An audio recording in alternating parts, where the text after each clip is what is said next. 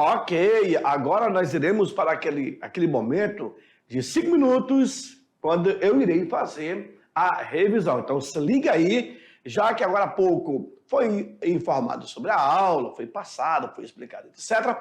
Agora nós chegamos no momento de revisão. Joga na tela, acompanha comigo. Pois é, acabamos de ver aí a aula 15.1, certinho? Agora iremos para a aula 15.2. Então, olha só, no resumo dessa aula, o que nós vamos ver? Nós falávamos sobre a igreja na Europa e durante o período da Idade Medieval. A alta, a média e a baixa Idade Média. Tá bom? Inclusive, eu iniciei com essa imagem, possivelmente do João Paulo II, ali na Praça São Pedro, fazendo pregação, conversando com os fiéis, algum sermão, enfim. Era um ato religioso. Em meio, então, à desorganização do mundo antigo, viu aí? A Igreja Católica, ela vai conservar a sua identidade como instituição. Inclusive, ela vai preservar aí os elementos da cultura grega romana. Perfeito? Ela mantém essa cultura, ela mantém esses princípios. Claro, e ela também vai melhorar esses princípios. Do jeito que estava, ela vai sofrer algumas alterações. Por isso que a igreja, ela se tornou, veja só, um instrumento de unificação social. Viu? Diante da fragmentação política que estava passando o feudalismo. Então, a única instituição que vai permanecer unida, coesa, vai ser a Igreja Católica. Até porque ela vai pegar o resto, 476, do Império Romano. Ah? E aí, quando ela assume essa responsabilidade, não deu outra. Ela permanece, então, totalmente organizada, certo? E aí, claro, dentro da igreja também, eu terei essa organização.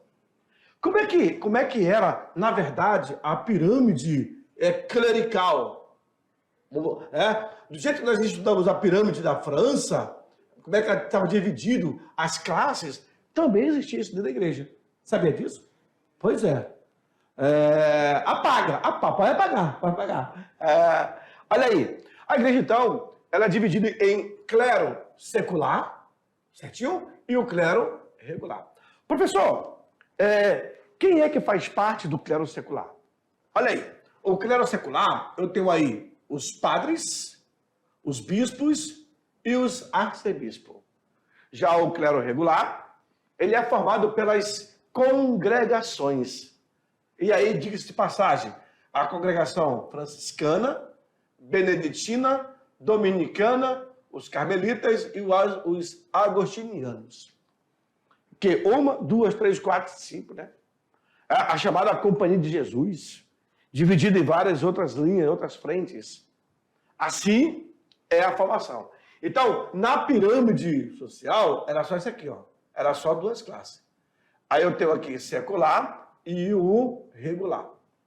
Por aqui, você observa, ó, o clero secular, regular, eu tenho aqui conjunto das ordens religiosas, que são os abades, os monges, que vivem nos mosteiros de acordo com as regras definidas pelos seus fundadores. Nada de movimento revolucionário, mudança, não. O princípio foi assim e assim permanecerá. Já o clero secular era composto por bispos e párocos, que viviam junto da população, ou das populações. Gregório Magno, ele foi o primeiro a ter o apoio da igreja para administrá-la. Isso era coisa raríssima. Porque eu expliquei na aula que também havia essa disputa, esse ego. O egocentrismo era latente, fazia parte. Então eu não vou votar no fulano porque eu não vou com a cara dele. Então, Gregório, ele vai ser o primeiro a unir a força de todos dentro da igreja. Também foi trabalhado na aula sobre o Tribunal da Inquisição, ou o Tribunal do Santo Ofício, que a igreja criou para ter um certo controle, principalmente dos bárbaros que ainda não tinham se socializado. Para combater a heresia, o Papa Gregório IX, ele vai criar em 1231 os Tribunais da Inquisição, cuja missão era o quê? Descobrir, julgar e, claro, matar os heréticos ou os hereges.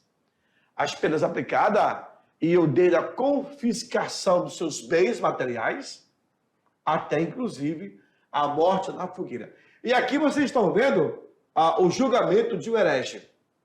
Diante, olha aqui os cardeais, olha aqui as autoridades, e aqui a execução da pessoa na fogueira. Bom, por último, a igreja ela vai estipular a criação das cruzadas, que foi a partir de 1095. O Papa Urbano II, ele inicia a famosa Guerra Santa contra quem? Os muçulmanos, que estavam dominando lugares sagrados do cristianismo. Na verdade, o islamismo estava surgindo, já tinha força, e o catolicismo tentou acabar, mas não conseguiu. Atendendo ao apelo papal, os cristãos organizaram expedições militares, que serão conhecidas como cruzada. São mais de 8 cruzadas. De 1096 a 1270, a cristandade europeia organizou 8 cruzadas, cada uma com características próprias, deixando consequências marcantes na vida política e econômica da Idade Média. Certinho? Vem para mim. Aluno, agora vocês vão ficar, olha aí, com a atividade de sala. Essa atividade vocês vão fazer e daqui a pouco eu volto para fazer a correção. Até daqui a pouco. Tchau, tchau.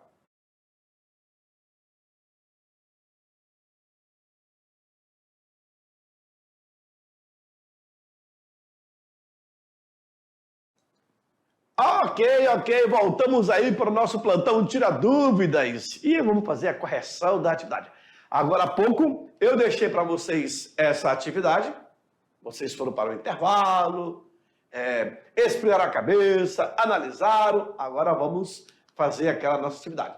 Olha aí, a primeira questão que eu jogo na tela, muito bem. Questão número 1. Durante a Idade Média, a igreja se tornou um instrumento de unificação social, diante da fragmentação política do feudalismo, onde o poder estava nas mãos dos senhores feudais e não de um soberano. Mas nem sempre a autoridade papal foi aceita por todos os membros da igreja. Qual papa foi o primeiro a ter o apoio da maioria para administrar a igreja? Essa é fácil. Agora há pouco, na explicação, eu acabei passando para vocês. Qual foi o Papa? Já sabe? Não sabe? Olha. Vamos lá, então. Gregório Magno? Não? Urbano II? Também não? Eugênio III? Não? Frederico II? Ou letra E, Luís IX? Bom, olha só o período em que cada um irá viver. Certo? Gregório, de 1540 a 604, 64 anos, né? Vai viver. Urbano II, de 1540 a 700, caramba, tempo pra caramba que vai viver, né? Eugênio, olha aí. Frederico e Luís IX. Já sabe a resposta? Já? Então vamos lá. A resposta correta dessa questão vai ser a letra A. Garoto! Gregório Magno. Lembra lá? ele vai ser o primeiro a obter o apoio da grande maioria da igreja. Eu falo grande maioria. Isso não quer dizer que foi 100%. Confere? Pois é. Se ele teve o apoio da grande maioria, ele conseguiu convencer, conseguiu contornar uma crise, porque vivia em crise, querendo ou não. Uma crise branca, uma crise vermelha. O que eu quero dizer com isso, crise branca ou crise vermelha? Uma crise mais acentuada ou não, mas existia uma crise. Quando eu falei, não era qualquer um que conseguia unir os votos, a empatia e a simpatia também. Não era qualquer um. Bom? Próxima questão, questão número 2.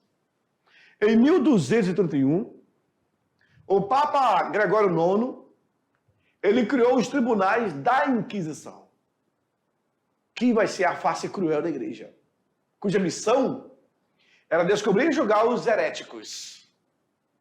Essa é a pergunta. Esse é o texto. Pergunta. Quais as penas aplicadas pelos tribunais? E aí você começa a analisar. Quais são as penas que eram aplicadas pelos tribunais? Vamos lá. Iam de andar, eu acho que teriam de andar de joelho pelas praças públicas, pedindo perdão até trabalho forçado. B. Bom, iam da morte da fogueira até ser obrigado a seguir a carreira religiosa. C. Iam da deportação para o novo mundo, que era aqui a América, até a morte na fogueira. D. Iam desde a confiscação dos bens até a morte em fogueira. E. Iam desde a confiscação dos bens até a crucificação em praça pública. Beleza? Isso aí era o tipo de pena que era aplicada no Tribunal do Santo Ofício, que é o mesmo da Inquisição. Já sabe? Ok, parabéns. Se você... Está fácil, né? Muito fácil, até porque nós falávamos sobre esse tema agora há pouco. Foi muito bem explicado também na aula lá atrás. Eu recordo disso. E eu creio que vocês também. E A, B, C, D, E. Qual seria a resposta?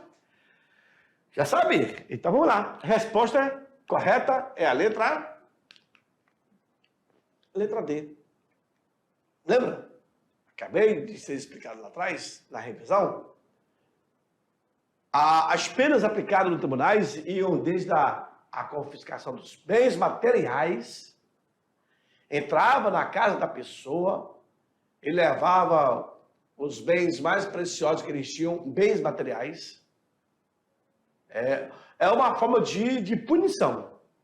Perder o que ele conseguiu, o que ele levou tempo para poder comprar. Ou, o pior, era ser julgado e ter como punição a morte na fogueira. Sem contar os outros tipos de castigos. Eu creio que numa próxima aula eu irei falar sobre isso. São vários tipos de castigo. Tá bom? Próxima questão. Em 1095, o Papa Urbano II iniciou a Guerra Santa contra o povo muçulmano que dominava lugares sagrados do cristianismo. A região do Santo Sepulcro, em Jerusalém. Sobre o movimento das cruzadas, em que a Igreja Católica procurou retomar as famosas terras santas dos mouros, assinale a opção correta. A. As cruzadas, elas foram financiadas unicamente com recursos da igreja e não tinham fins comerciais. B. As cruzadas ampliaram as possibilidades do comércio europeu na Ásia. C. Os senhores feudais que financiavam as cruzadas eram recompensados unicamente com títulos religiosos. Do ponto de vista militar, as cruzadas obtiveram êxito total contra os mouros, expulsando-os da Europa e da Terra Santa. Letra E. Só iria para as cruzadas cavaleiros da Távola Redonda. Olha só. Legal isso, né? Muito bom mesmo. É uma questão de se pensar. Não é feita assim a torta e direita não, viu? E aí? Já sabem? Posso? Já devo? Ótimo, melhor ainda. Se devo passar, opa, vamos lá. Vamos lá. Resposta correta, então. Vai ser letra Letra B. Em 1095, o Papa Urbano II iniciou a Guerra Santa contra o povo muçulmano, que dominava lugares sagrados do cristianismo. A região do Santo Sepulcro, em Jerusalém. Sobre o movimento das cruzadas, em que a Igreja Católica procurou retomar a Terra Santa dos mouros. A opção correta é: as cruzadas ampliaram as possibilidades do comércio europeu na Ásia. Muito bem, garoto. Agora vamos para a questão do Enem. Olha a criança que vem aí. Entre 1095 a 1291 d.C., uma série de guerras religiosas foram organizadas por cristãos europeus em resposta ao expansionismo militar dos povos muçulmanos que estendiam suas posses por regiões do Oriente e do Norte da África. Conhecidas como as Cruzadas, as expedições militares tinham o objetivo principal de reconquistar a cidade de Jerusalém. Estava em posse do califado ortodoxo desde o século VII. E dominar territórios considerados pagãos. Sobre a Terceira Cruzada, é correto afirmar o quê? Ela foi convocada pelo Papa Urbano II, atingiu seu objetivo ao conquistar Jerusalém em 1099. B, tá lá em cima lá o B, tá? Convocada pelo Papa Eugênio III para assegurar o domínio cristão no Oriente. C, esta cruzada partiu de Veneza em 1202 em direção ao Oriente, mas o destino final foi a ocupação de Constantinopla. D, objetivava a conquista do Porto Egito de Demita, a fim de enfraquecer o poderio muçulmano. E letra E, apoiada pelo Papa Clemente III, contou com a participação de 3 monarcas, daí o nome, conhecido como Cruzada dos Reis. E aí, aluno, já sabe qual vai ser a resposta? Essa é boa, né? Letra A, letra B. A letra B, ela começa aqui. Na verdade, foi acabou, o sistema acabou tirando do alinhamento e ela foi lá para cima. Mas ali começa a letra B. Já sabe? Ok. Resposta correta? Bah! Apoiada pelo Papa Clemente III, contou com a participação de 3 monarcas. Daí o nome conhecido como Cruzadas dos Reis. Aluno, essa foi a nossa aula. Quer saber mais? É só pesquisar sobre as cruzadas, que você vai ficar assim, anestesiado com tantas informações maravilhosas que vocês irão obter, tá bom? Com isso, eu fico por aqui. Eu aguardo vocês nas nossas próximas aulas. Qualquer dúvida, é só entrar em contato com o professor aí, que ele tem o nosso contato, que nós podemos até fazer uma chamada em vídeo com vocês e tirar aquela dúvida, tá bom? Eu fico por aqui e até a próxima. Tchau, tchau.